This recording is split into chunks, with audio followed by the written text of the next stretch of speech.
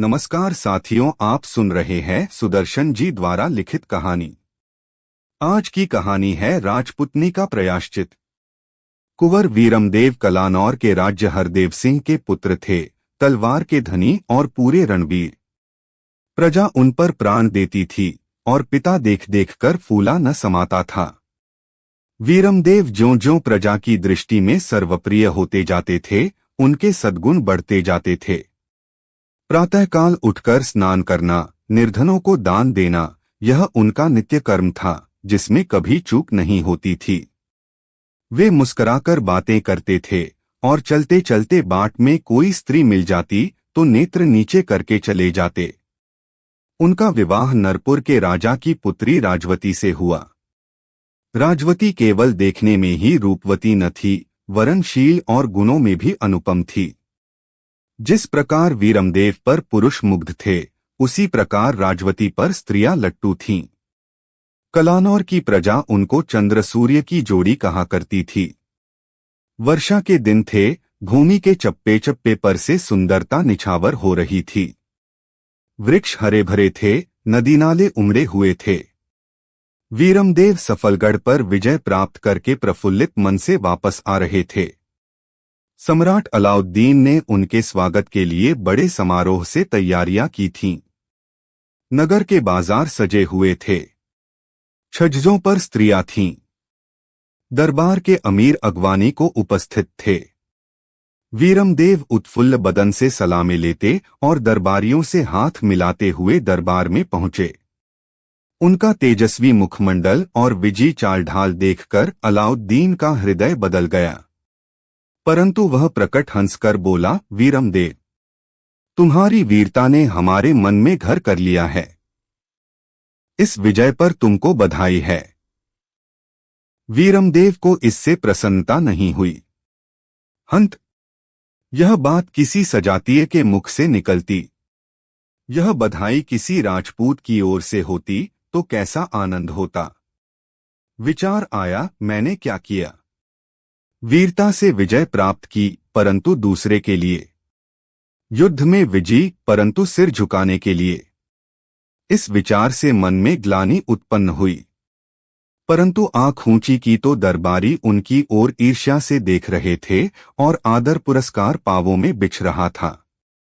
वीरमदेव ने सिर झुकाकर उत्तर दिया, हुजूर का अनुग्रह है, मैं तो एक निर्बल व्यक्ति हूं। बादशाह ने कहा, नहीं, तुमने वास्तव में वीरता का काम किया है। हम तुम्हें जागीर देना चाहते हैं। वीरमदेव ने कहा, मेरी एक प्रार्थना है। कहो।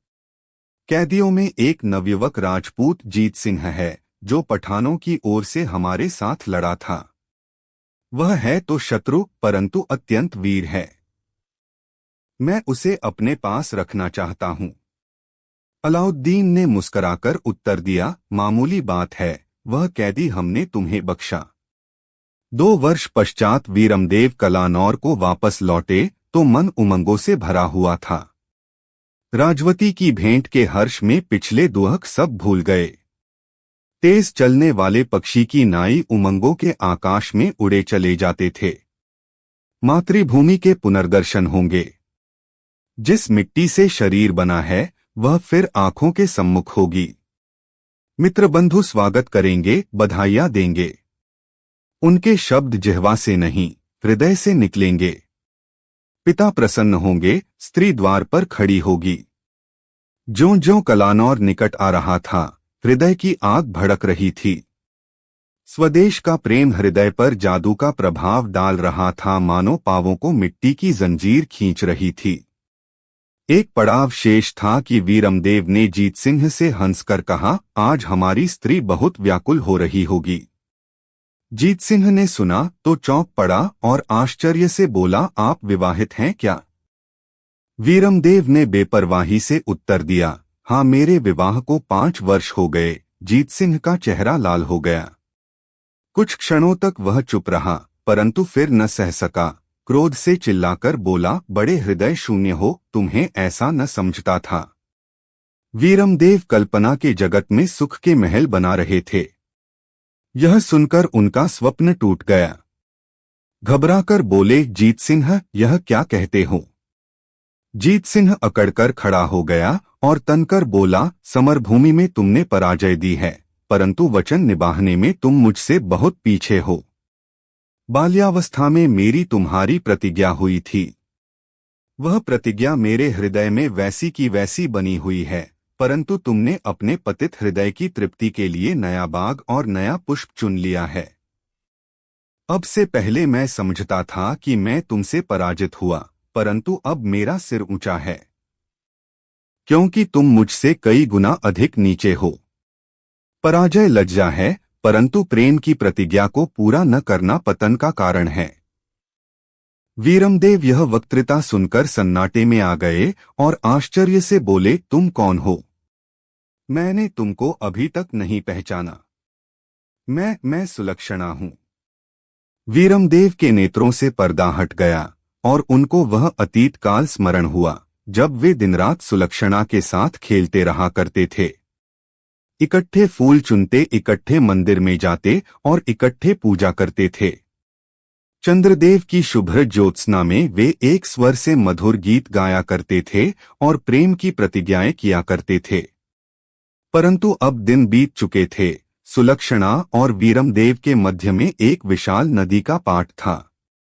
सुलक्षणा ने कहा, वीरमदेव, प्रेम के पश्चात दूसरा दर्जा प्रतिकार का है। तुम प्रेम का अमृत पी चुके हो, अब प्रतिकार के विषपान के लिए अपने होठों को तैयार करो। वीरमदेव उत्तर में कुछ कहा चाहते थे कि सुलक्षणा क्रोध से होठ चबाती हुई खेमे से बाहर निकल गई और वीरमदेव चुपचाप बैठे रह गए। दूसरे दिन कलानौर के दुर्ग से घनगर्ज शब्द ने नगरवासियों को सूचना दी, वीरमदेव आते हैं, स्वागत के लिए तैयारियां करो। हरदेव सिंह ने पुत्र का मस्तक चूमा।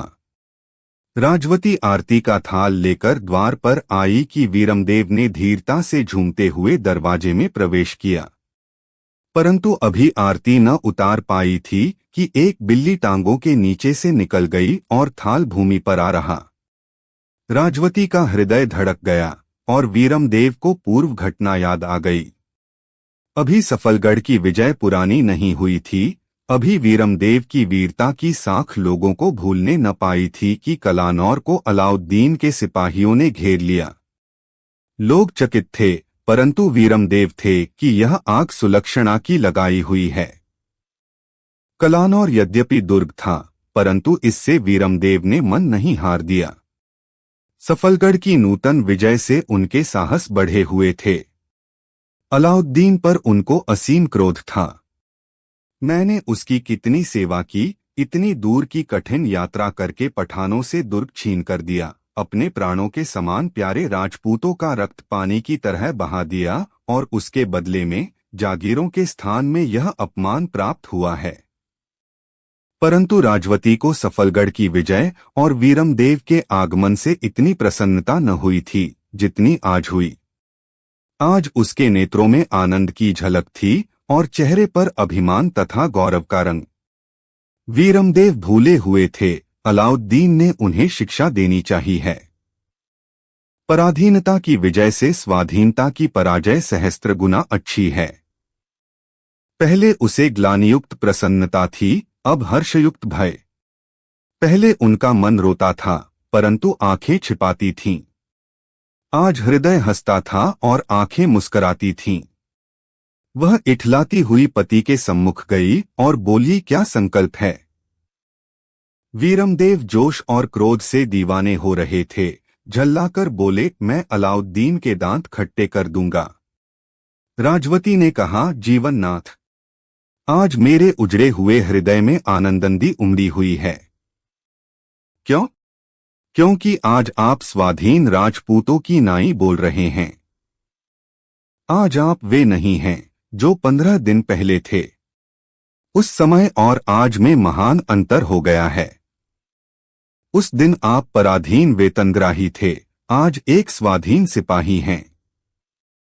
उस दिन आप शाही प्रसन्नता के अभिलाषी थे, आज उसके समान स्वाधीन हैं।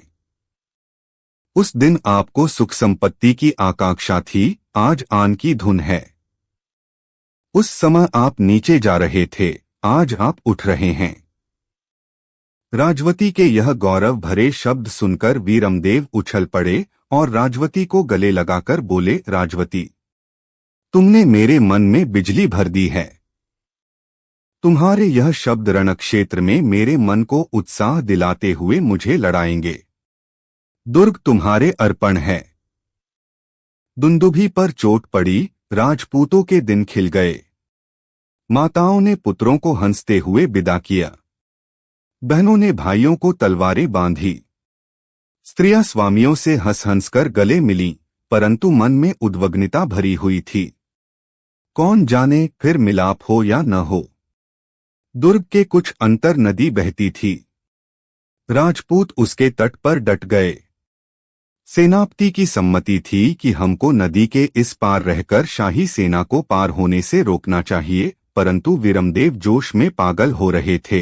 उन्होंने कहा, हम नदी के उस पार शाही सेना से युद्ध करेंगे और सिद्ध कर देंगे कि राजपूतों का बाहुबल शाही सेना की शक्ति से कहीं अधिक है। राजपूतों ने महादेव की जय के जयकारे बुलाते हुए नदी को पार किया और वे शाही सेना से जुट गए। राजपूत शाही सेना की अपेक्षा थोड़े थे, परंतु उनके साहस बढ़े हुए थे और राजपूत बराबर आगे बढ़ रहे थे। ऐसा प्रतीत होता था मानो शाही सेना पर राजपूतों की निर्भीकता और वीरता ने जादू कर दिया है। परंतु यह अवस्था अधिक समय तक स्थिर न रही। शाही सेना राजपूतों की अपेक्षा कई गुना अधिक थी, इसलिए संध्या होते होते पासा पलट गया। राजपूतों को नदी के इस पार आना पड़ा। इससे वीरमदेव को बहुत आघात पहुंचा। उन्होंने रात को एक ओजस्विनी वक्तृता दी और राजपूतों के पूर्वजों के साखे सुना सुनाकर उन्हें उत्तेजित किया। इसका परिणाम यह हुआ कि राजपूतों ने क्रुद्ध सिंहों के समान तैरकर दूसरे दिन नदी पार करने की प्रतिज्ञा की, परंतु मनुष्य कुछ सोचता है, परमात्मा की कुछ और इच्छा होती है। इधर यह विचार हो रहे थे, उधर मुसलमान भी सोए न थे। उन्होंने कलमा पढ़कर कस्में खाईं कि मरते मरते मर जाएंगे, परंतु पीठ न दिखाएंगे। मुट्ठी भर राजपूतों से हारना सख्त कायरता है। लोग क्या कहेंगे? यह लोग कहेंगे कि भय लोगों से बहुत कुछ करवा देता है। प्रातःकाल हुआ तो लड़ाके वीर फिर आमने सामने हुए और लोहे से लोहा बजने लगा। वीरमदेव की तलवार गजब ढा रही थी। वे जिधर झुकते थे पूरे के पूरे साफ कर देते थे। उनकी रणदक्षता से राजपूत सेना प्रसन्न हो रही थी, परंतु मुसलमानों के हृदय बैठे जा रहे थे। यह मनुष्य है या देव जो न मृत्यु से भय खाता है, न घावों से भय खाता है, न घावों से पीड़ित होता है। जिधर झुकता है विजय लक्ष्मी फूलों की वर्षा करती है। जिधर जाता है सफलता साथ जाती है। इससे युद्ध करना लोहे के चने चबाना है। शाही सेना नदी के दूसरे पार चली गई। वीरमदेव ने राजपूतों के बढ़े हुए साहस देखे तो गदगद हो गए। सिपाहियों से कहा, मेरे पीछे पीछे आ जाओ और घोड़ा नदी में डाल दिया। इस साहस और वीरता पर मुसलमान आश्चर्यचकित हो रहे, परंतु अभी उनका विस्मय कम न हुआ था कि राजपूत किनारे पर आ गए और तुमुल संग्राम आरंभ हो गया। मुसलमान सेना लड़ती थी रोटी के लिए, उनके पैर उखड़ गए। राजपूत लड़ते थे मातृभूमि के लिए, विजयी हुए। शाही सेना में भगदड़ मच गई, सिपाही समरभूमि छोड़ने लगे। वीरमदेव के सिपाहियों ने पीछा करना चाहा, परंतु वीरमदेव ने रोक दिया। भागते शत्रु पर आक्रमण करना वीरता नहीं, पाप है। और जो यह नीच कर्म करेगा, मैं उसका मुंह देखना पसंद न करूंगा। विजयी सेना कलानौर में प्रविष्ट हुई। स्त्रियों ने उन पर पुष्प बरसाए, लोगों ने रात को दीपमाला की। राजवती ने मुस्कुराती हुई आंखों से वीरमदेव का स्वागत किया और उनके कंठ में विजयमाला डाली। वीरमदेव ने राजवती को गले लगा लिया और कहा, मुझे तुझ पर मान है, तू राजपूतनियों में सिरमौर है। इस पराजय ने अलाउद्दीन के हृदय की भड़कती अग्नि पर तेल का काम किया। उसने चारों ओर से सेना एकत्रित की और 40,000 मनुष्यों से कलानौर को घेर लिया। वीरमदेव अब मैदान में निकलकर लड़ना नीति विरुद्ध समझ दुर्ग में दुबक रहे। दुर्ग बहुत दृढ़ और ऊंचा था। उसमें प्रवेश करना असंभव था। शाही सेना ने पड़ाव डाल दिया और वह रसद के समाप्त होने की प्रतीक्षा करने लगी। 7 मास व्यतीत हो गए। शाही सेना निरंतर डेरा डाले पड़ी रही। दुर्ग में रसद घटने लगी। वीरमदेव ने राजवती से कहा, प्रिय, अब क्या होगा? राजवती बोली, आपका क्या विचार है? वीरमदेव ने उत्तर दिया, शाही सेना बहुत अधिक है। इससे छुटकारा पाना असंभव है। परंतु यह सब युद्ध मेरे लिए है। गेहूं के साथ घुन भी पिसेंगे, यह क्यों? राजवती ने आश्चर्य से सिर ऊपर किया और कहा, यह क्या जीवननाथ, क्या शाही सेना आपको पाकर दुर्ग की ईंट न बजा देगी? वीरमदेव ने ठंडी सांस भरी और कहा, अलाउद्दीन कलानौर नहीं वरन मुझे चाहता है, और यदि वह आपको प्राप्त कर ले तो दुर्ग पर अधिकार न जमाएगा? यह नहीं कहा जा सकता है। हाँ, यदि मैं अपने आप को शाही सेना के अर्पण कर दूं तो संभव है सेना हटा ली जाए। राजवती ने मन ही मन सोचा, यदि कलानौर को भय नहीं तो हमारे लिए इतना रक्त बहाने की क्या आवश्यकता है? वीरमदेव ने कहा, प्रिय, तुम राजपूत स्त्री हो? हाँ। राजपूत मरने मारने को उद्यत रहते हैं? हाँ। जाति पर प्राण निछावर कर सकते हैं? हाँ। मैं तुम्हारी वीरता की परीक्षा करना चाहता हूं। राजवती ने संदेह भरी दृष्टि से अपने पति की ओर देखा और धीमे से कहा, मैं उद्यत हूं। वीरमदेव ने कुछ देर सोचकर कहा, इस युद्ध को समाप्त करना तुम्हारे वश में है। राजवती समझ न सकी कि इसका क्या अभिप्राय है। चकित सी होकर बोली, किस तरह? तुम्हें अपनी सबसे अधिक प्रिय वस्तु बलिदान करनी होगी। वह क्या? मुझे गिरफ्तार करा दो, निर्दोष बच जाएंगे। राजवती का कलेजा हिल गया। रोकर बोली, प्राणनाथ, मेरा मन कैसे मानेगा? राजपूत की आन निभाओ। राजपूत ने कहा, आपकी इच्छा सिर आंखों पर, परंतु यह बोझ असह्य है। वीरमदेव ने प्रसन्न होकर राजवती को गले लगा लिया और मुंह चूमकर वे बाहर चले गए। राजवती भूमि पर लेटकर रोने लगी। 2 घंटे के पश्चात दुर्ग में एक तीर गिरा जिसके साथ कागज लिपटा हुआ था। हरदेव सिंह ने खोलकर देखा। लिखा था, हम सिवा वीरमदेव के कुछ नहीं चाहते। उसे पाकर तत्काल घेरा हटा लेंगे। यह पढ़कर हरदेव सिंह का हृदय सूख गया। वीरमदेव को बुलाकर बोले, क्या तुमने मुसलमान सेना को कोई संदेश भेजा था? हाँ, क्या उत्तर आया है? हरदेव सिंह ने कागज वीरमदेव को दिया और फूट फूट कर रोने लगे। रोते रोते बोले, बेटा, यह क्या? तुमने यह क्या संकल्प किया है? अपने को गिरफ्तार करा दोगे? वीरमदेव ने उत्तर दिया, पिताजी, यह सब कुछ केवल मेरे लिए है। यदि आन का प्रश्न होता, दुर्ग की संरक्षा का प्रश्न होता, तो बच्चा बच्चा न्योछावर हो जाता, मुझे आशंका न थी। परंतु अब कैसे चुप रहूं? यह सब रक्तपात केवल मेरे लिए है।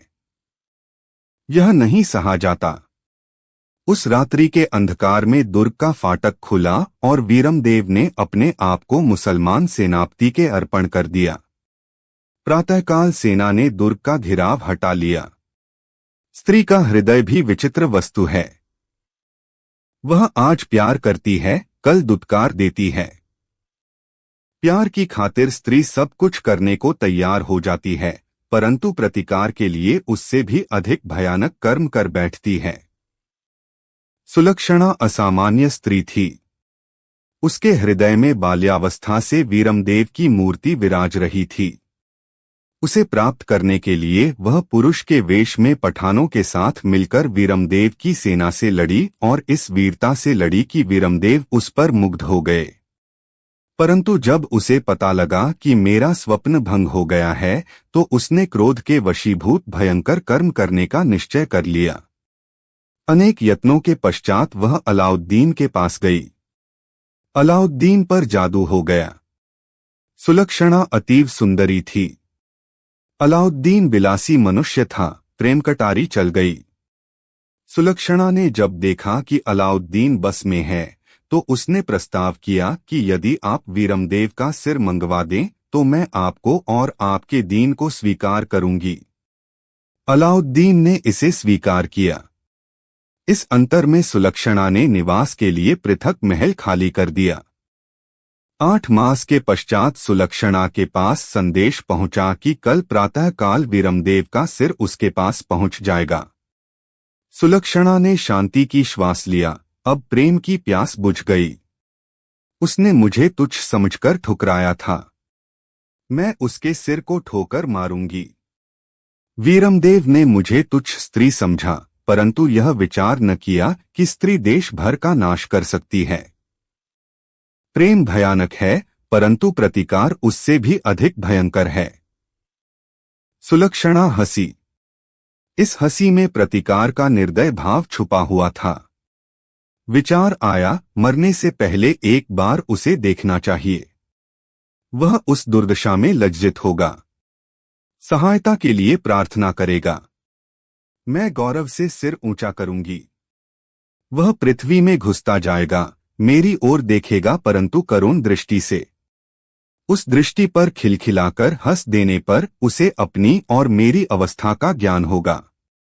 इतने में बादशाह सलामत आए। सुलक्षणा के मन की इच्छा पूरी हुई। कुआं प्यासे के पास आया। बादशाह ने देखा सुलक्षणा सादी पोशाक में है। इस पर सुंदरता उससे फूट फूट कर निकल रही है। हंसकर बोला, सादगी के आलम में यह हाल है तो जेवर पहनकर बिल्कुल ही गजब हो जाएगा। कहो तबीयत अच्छी है? सुलक्षणा ने लजाकर उत्तर दिया, जी हाँ, परमात्मा की कृपा से। तुम्हारी चीज सुबह तुम्हारे पास पहुंच जाएगी। मैं बहुत कृतज्ञ हूं, परंतु एक प्रार्थना है, आशा है आप स्वीकार करेंगे। अलाउद्दीन ने सुलक्षणा के चेहरे की ओर देखते हुए कहा, क्या आज्ञा है? मैं वीरमदेव से एक बार साक्षात करना चाहती हूं। प्रातःकाल से पहले एक बार भेंट करने की इच्छा है। अलाउद्दीन ने सोचा, चिड़िया जाल में फंस चुकी है, जाती कहाँ है? वीरमदेव को चिढ़ाना चाहती है, इसमें हर्ष की बात नहीं।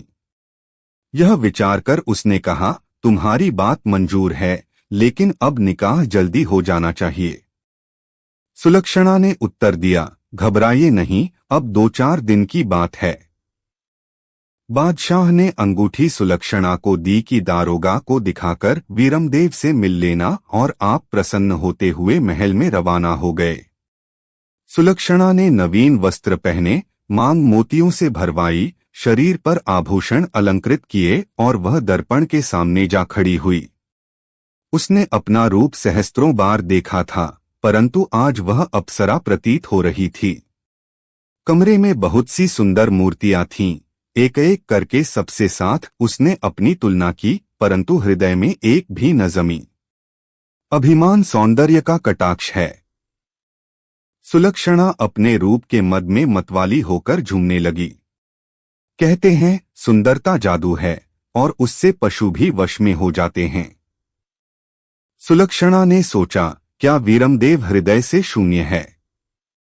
यदि नहीं तो वह मुझे देखकर फड़क न उठेगा, अपनी की हुई उपेक्षाओं के लिए पश्चाताप न करेगा। प्रेम सब कुछ सह लेता है, परंतु उपेक्षा नहीं सह सकता।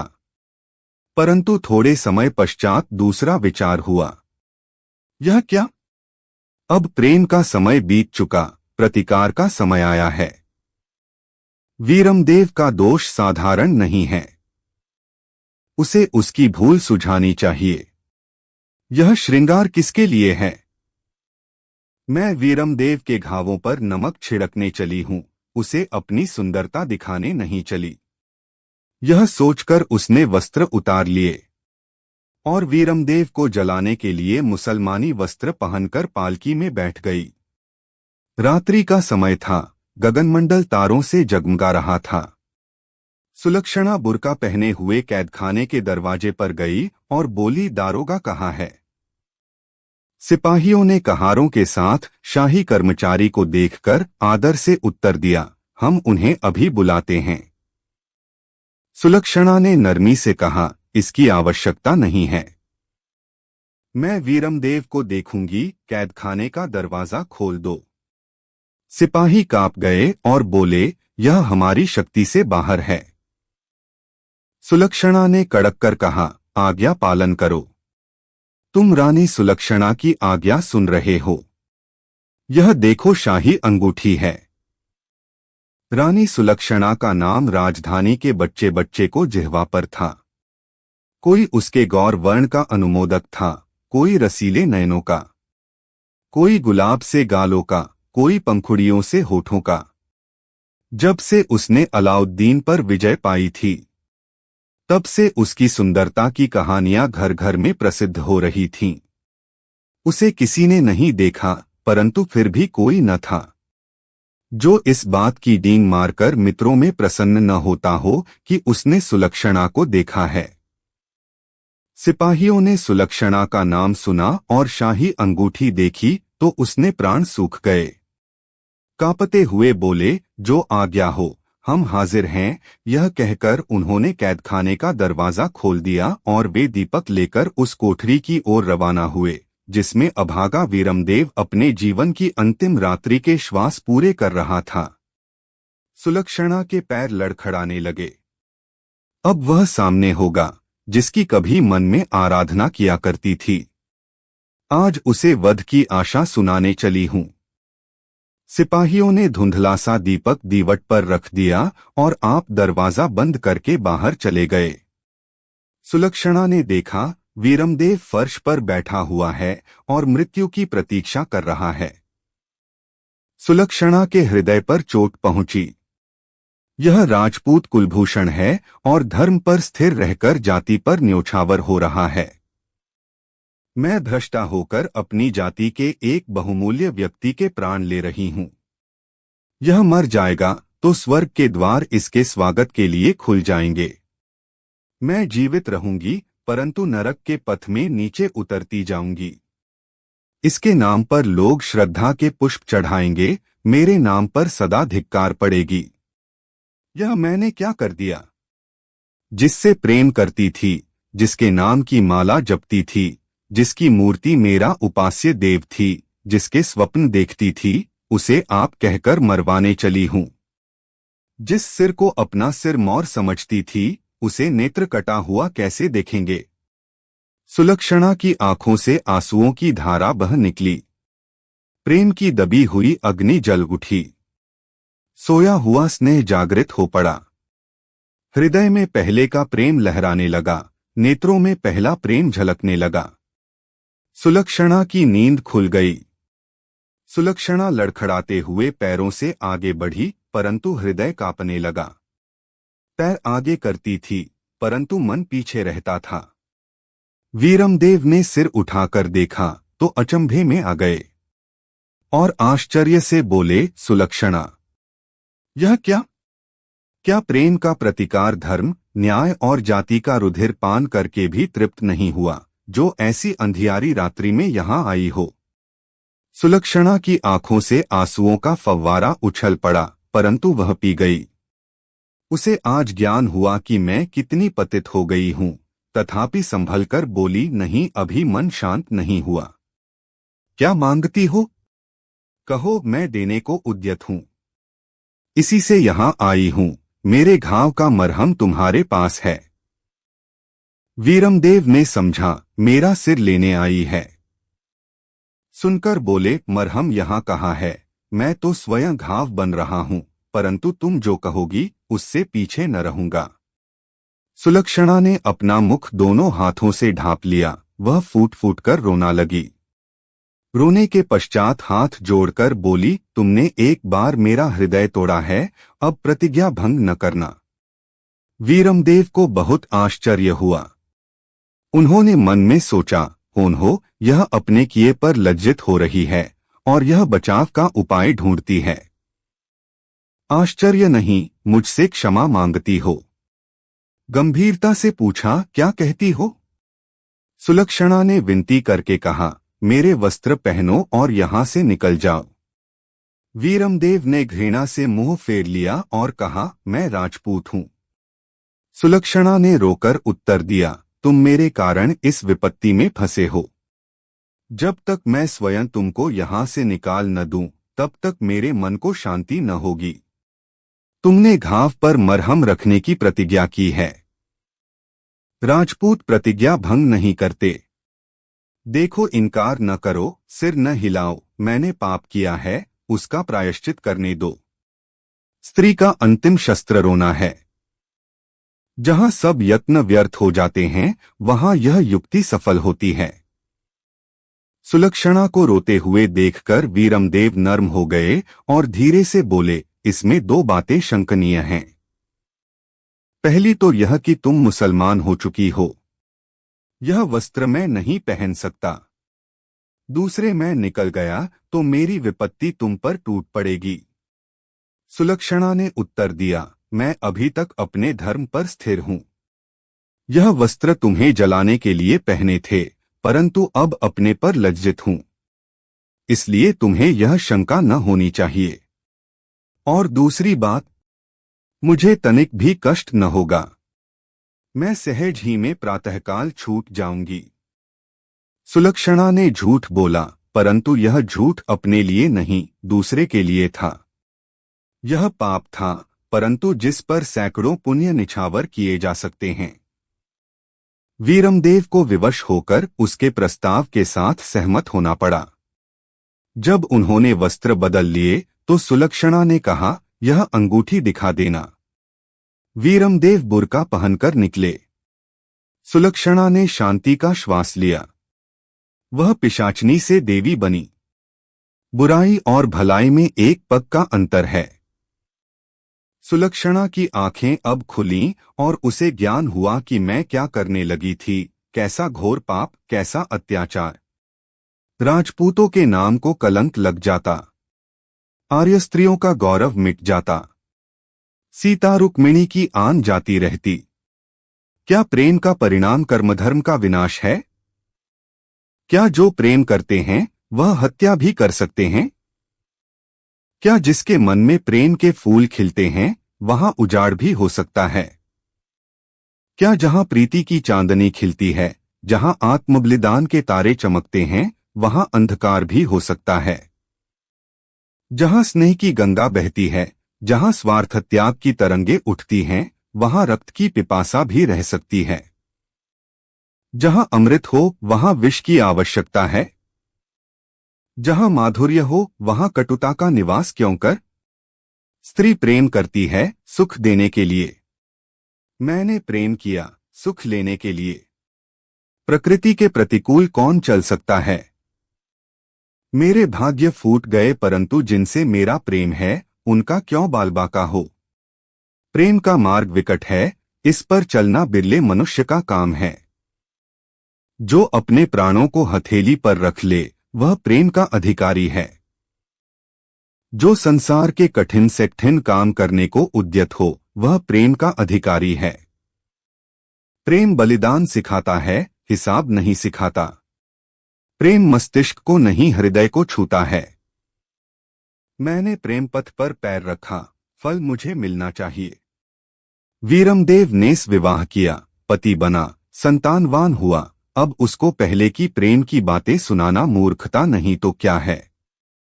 मैंने पाप किया है, उसका प्रायश्चित करूंगी। रोग की औषधि कड़वी होती है। इतने में कैदखाने का दरवाजा खुला। पिछले पहर का समय था। आकाश से तारागण लोप हो गए थे।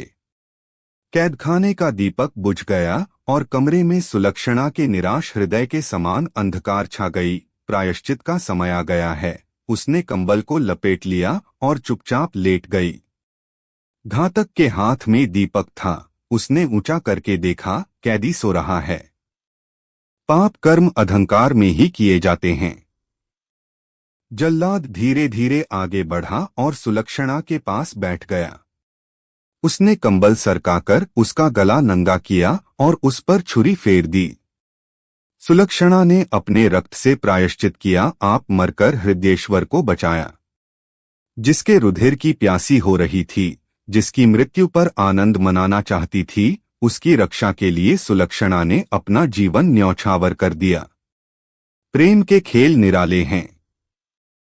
पिछले पहर का समय था। उषाकाल की पहली रेखा आकाश पर फूट पड़ी। जल्लाद सिर लपेटे हुए अलाउद्दीन के पास पहुंचा और झुककर बोला, वीरमदेव का सिर हाजिर है। अलाउद्दीन ने कहा, कपड़ा उतारो। जल्लाद ने कपड़ा हटाया। एक बिजली कौंध गई। अलाउद्दीन कुर्सी से उछल पड़ा। यह वीरमदेव का नहीं, सुलक्षणा का सिर था। अलाउद्दीन बहुत हताश हुआ। कितने समय के पश्चात आशा की श्यामल भूमि सामने आई थी, परंतु देखते ही देखते निराशा में बदल गई। राजपूतनी के प्रतिकार का कैसा हृदय वेधक दृश्य था। प्रेमजाल में फंसी हुई हिंद स्त्री का प्रभावपूर्ण बलिदान, पत्ती होने वाली आत्मा का पश्चात्ताप।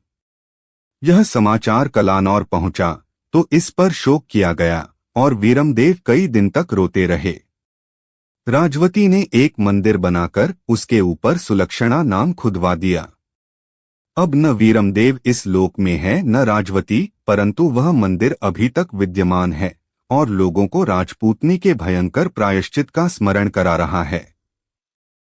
आपने कहानी सुनी, इसके लिए आपका बहुत बहुत धन्यवाद और आपने सब्सक्राइब किया, इसके लिए मैं हृदय से बहुत बहुत आभारी हूँ।